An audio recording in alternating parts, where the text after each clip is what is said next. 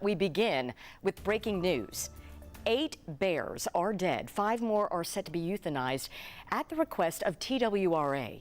Today, the State Wildlife Resource Agency defended its decision in a press conference. 10 News reporter Olivia Daig attended the virtual press conference. And Olivia, there is some confusion about a lot of emotions and these bears online.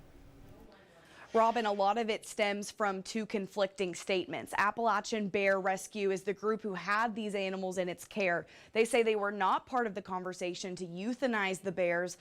They also say the bears were getting treatment or they weren't showing symptoms. But TWRA says it did reach out to the director, who didn't want to attend these meetings. TWRA leaders tell us once a disease spreads in wild animals, it's almost impossible to control. UT veterinarians said they were concerned about infecting the wild population after these bears were released. The rescue says they were managing their care and bears were getting better. But in a statement on Facebook, ABR called the decision dreadful. And TWRA says they have concerns about the environmental conditions at the rescue.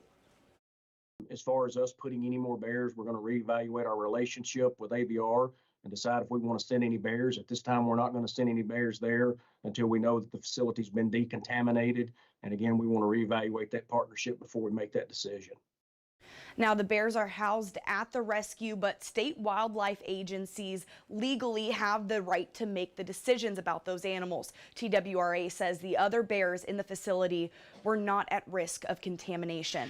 So one of the biggest takeaways after this press conference, the TWRA says the future of bears coming to ABR is up in the air now. We did reach out to the rescue, and I spoke to the director around an hour and a half ago. He said he was in the process of watching the press conference. We're going to be talking to them later today, and we'll have those updates and hear the rescue side of the story on 10 About Town. Robin. All right, Olivia, thank you so much.